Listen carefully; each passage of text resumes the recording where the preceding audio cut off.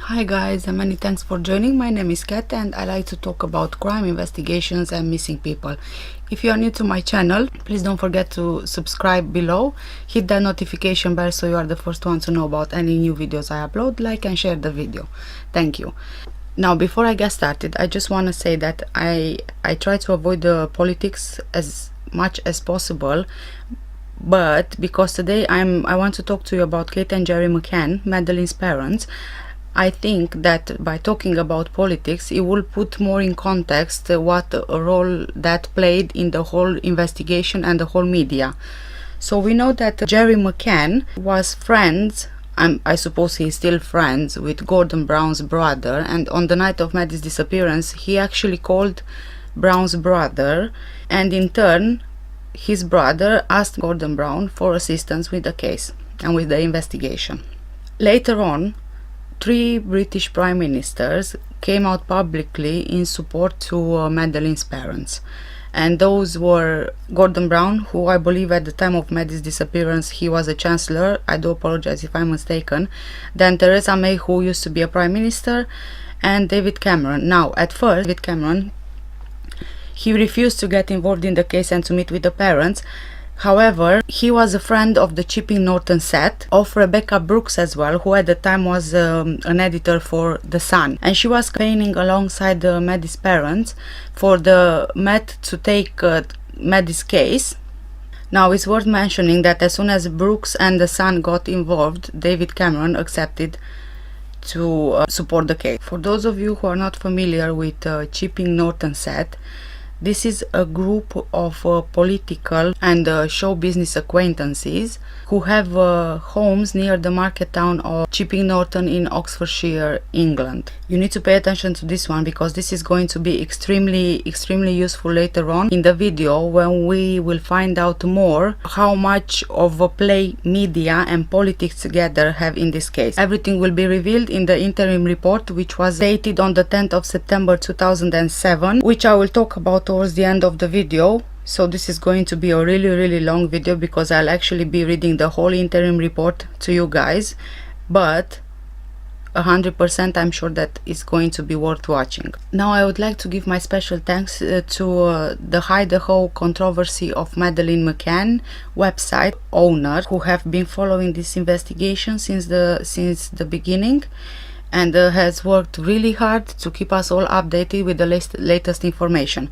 If you want to check out the website, I'll leave the link in the description below. Now I can say I have finally read the PJ files, and also I did a bit of research around this, and I want to talk to you about the witness statements, Tapas 7, and also Mrs. Pamela Fenn's statement. I will go with you through the timeline of the days before Madeleine's disappearance, but I will start from Tuesday up to Thursday. Let's go to Tuesday evening. Tuesday evening, it all started to become a bit strange. They all went to the Tapas, except Russell, who stayed in his apartment because his daughter has been sick. And according to the quiz mistress, who supervised the trivia quiz from about 9 in the evening, no one left the table and she did not see Kate during that time, nor does she remember seeing David Payne. So was Russell,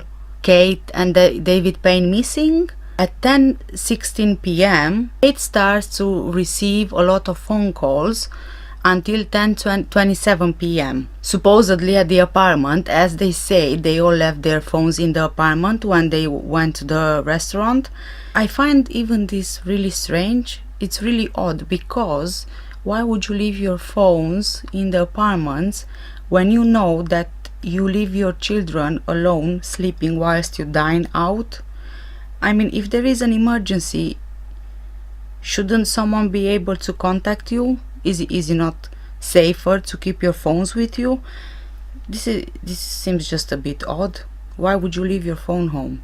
Shortly after Mrs. Fenn from the apartment above the McCanns, she claims to have heard crying, which was getting stronger, and some shouting which assembled to "Daddy, Daddy, Daddy," and they seem to have come from a toddler for about an hour and a quarter until 11:45. It's always presumed that the toddler was Madeleine. We also know that Rachel claims to have bathed Jane Tanner's older daughter in their apartment. But if Rachel bathed Jane Tanner's daughter, then where was Jane?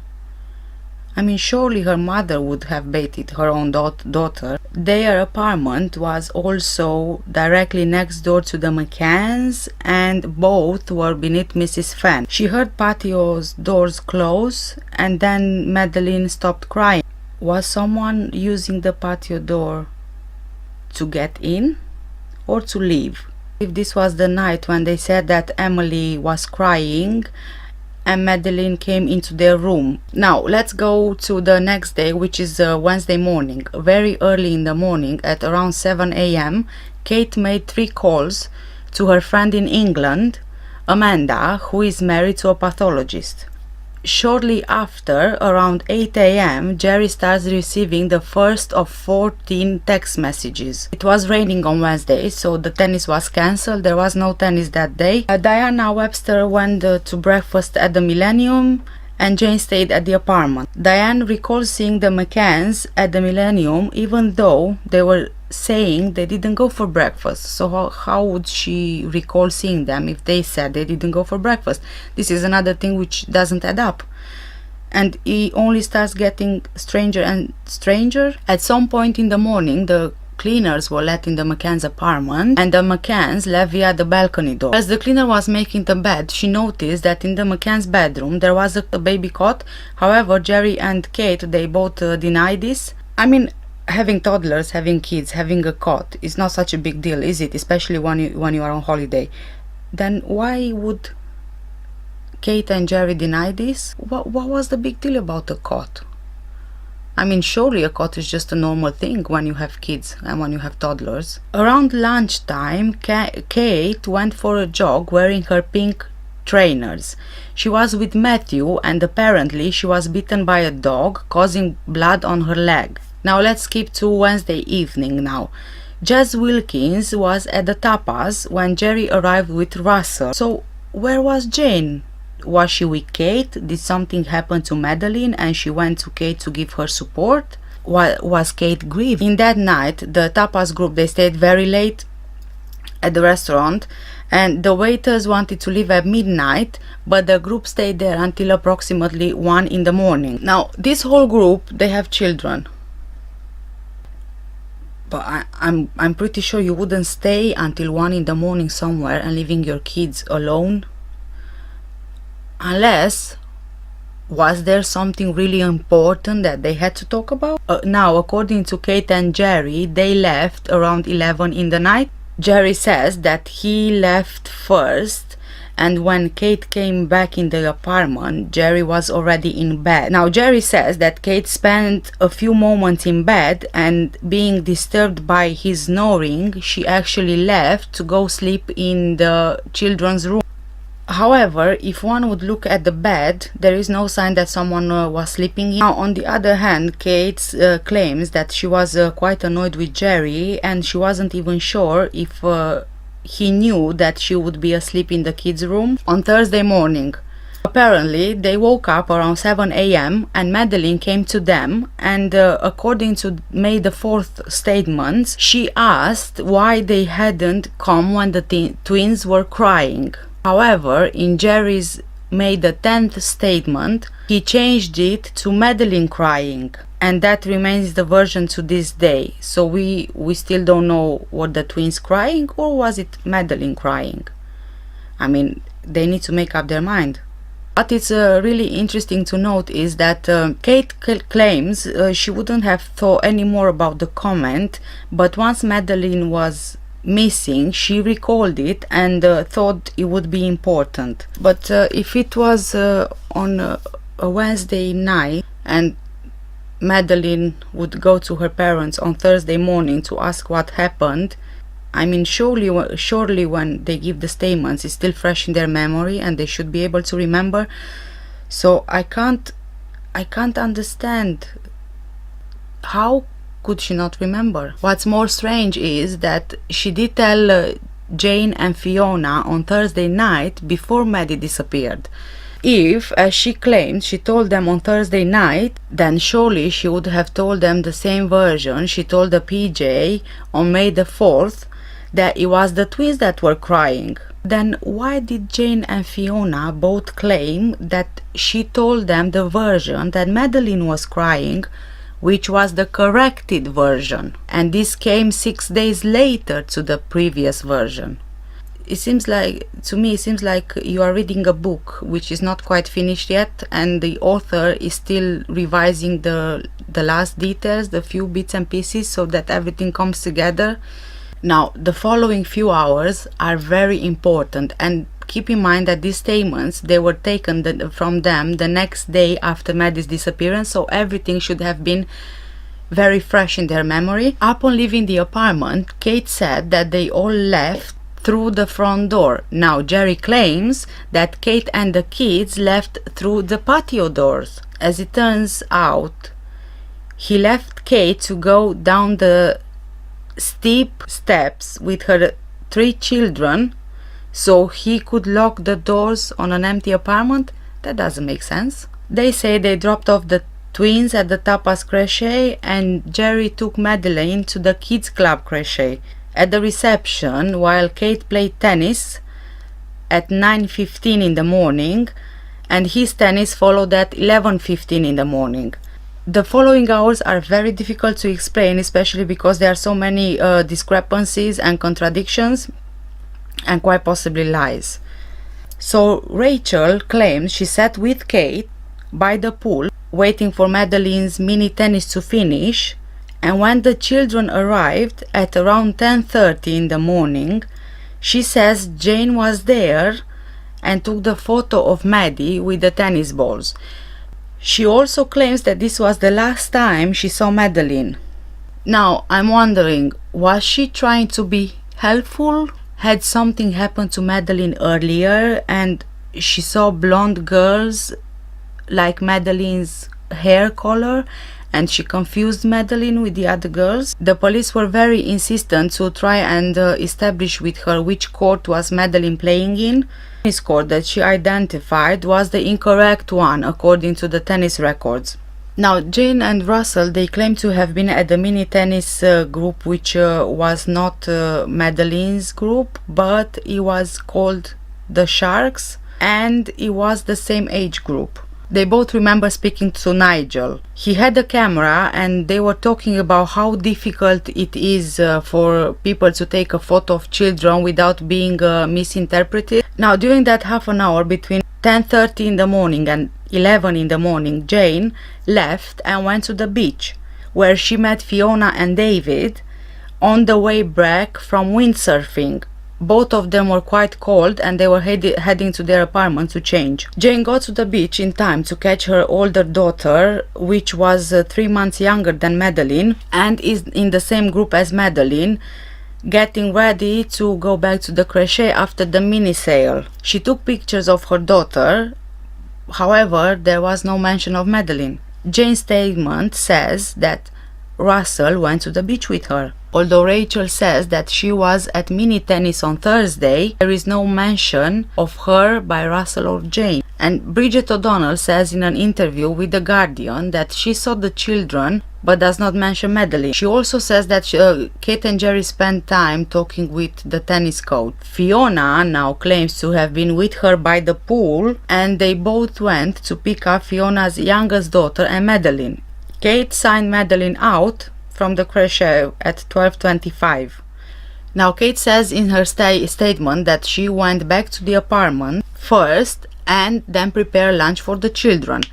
But Gerry says that it was him who went to pick up Madeleine, and he remembers that because he took the shortcut. Now, Kate says that she went back to the crochet to see if Gerry had picked up the twins. Neither of them appeared to know, and Catriona, who was the nanny, doesn't remember who picked up and dropped off Madeleine on Thursday. This is very interesting because the police timeline diagram show that even though Kate and Gerry say the twins were in the crèche, there is no record whatsoever that they attended on that day. Rachel claims that the last time she saw Madeleine was during mini tennis. Was that mini tennis on Thursday? Or was she mistaken and Madeleine didn't play? Or was it on Tuesday when Madeleine's group played? In which case the last time she saw Madeleine would have been on a Tuesday. Either way, Rachel did not see Madeleine by the pool when they were playing tennis, as she says the last time she saw Madeleine was when she played tennis. If that was the case, is it true that Jane and Rachel were playing tennis and Maddie wasn't there for the last picture? Is Rachel lying about the last time she saw Madeleine? Jane says she saw Madeleine. Now Rachel says she didn't see Madeleine. Are they both lying about being there? Is it possible that they were both trying to be helpful but they got the story completely wrong? Was possibly not everyone on the same page with how the story should go? The McCanns claim that they took the twins back at the crèche at around 2:40 in the afternoon and dropped Madeleine off at around 2:50 in the afternoon. So then that begs the question, why did Fiona say that she had the twins in the afternoon? Were the twins really at the crèche, or this is another made up story to match the last picture? Now let's go to Thursday afternoon. During the afternoon, Kate and Gerry managed to book a tennis court where they played before Gerry carried on playing with one of the other guests. Kate went for a jog and passed the T7, who were down on the beach at the Paraíso. The owner, Miguel Matias, claims to have seen Madeleine dancing with her daddy at the restaurant and passed the footage to the PJ. However, the footage confirms Madeleine was not there, so probably the owner was mistaken and he possibly confused the other children with Madeleine.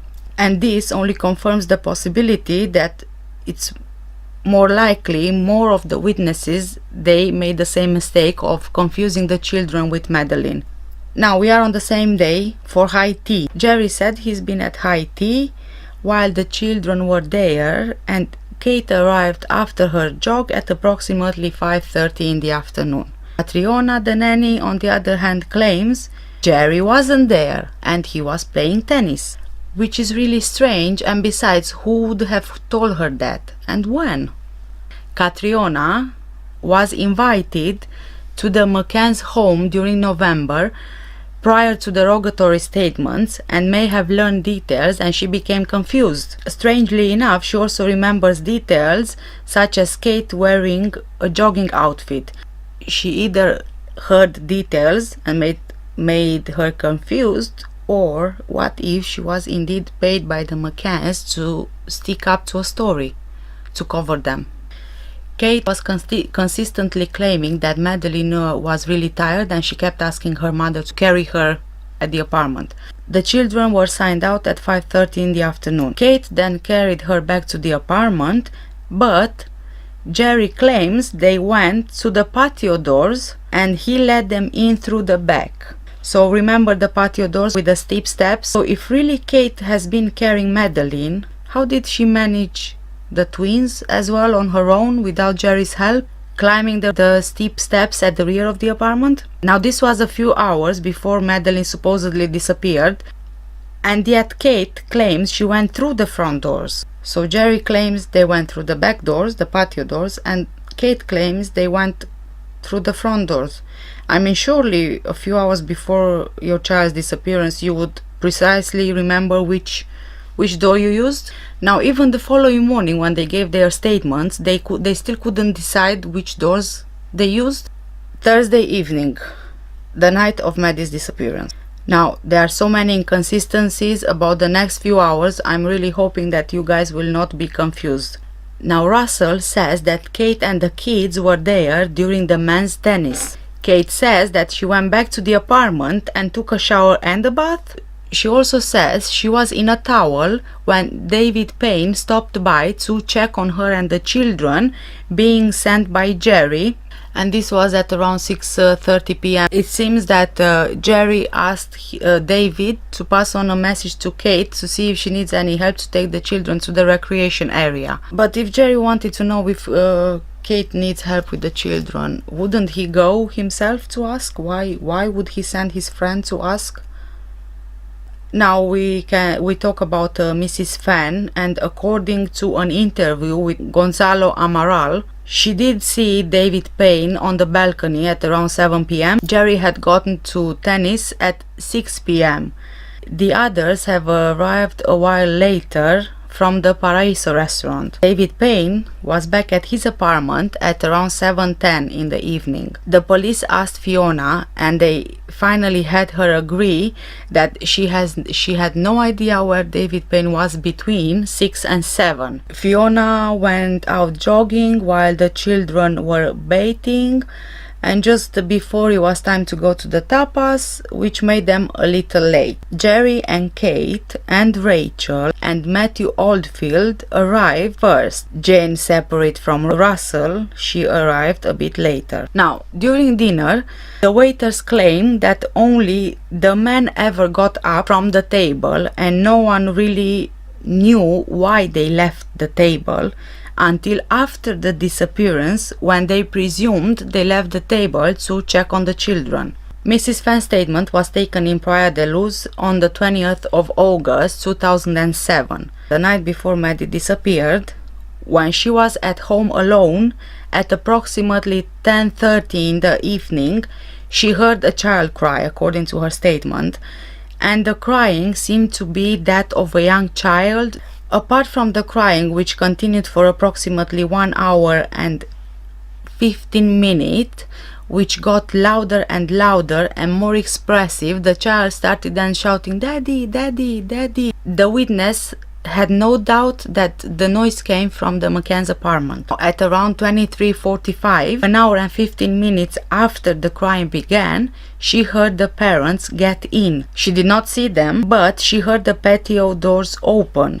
Now, Mrs. Fan was quite worried about the crying because it's been going on and on for more than an hour, and he was only getting worse and worse, which again begs the question, were the parents getting in the apartment through the patio doors, or someone was leaving the apartment and Maddie's gone quiet suddenly? The same night, Mrs. Fan contacted her friend Edna Glynn, who also lives in Praia da Luz, after 11 in the night, telling her about the situation, who was not surprised at the child's crying. During the day, nothing unusual happened, until almost around 10:30 in the evening, when, being alone again, she heard the hysterical shouts from a female person calling out, "We have let her down," which she repeated several times, quite upset. "We have let her down." Mrs. Fan then saw it was Madeleine's mother who was the one shouting and screaming. When leaning over the terrace, after having seen the mother, Mrs. Fan, she in fact asked Kate's husband Gerry what was happening, to which he replied, Gerry replied, get this, Gerry replied, "A girl has been abducted." So no, Madeleine, my daughter, was abducted. No, it was a girl has been abducted. So all it was to Gerry was that a little girl has been abducted.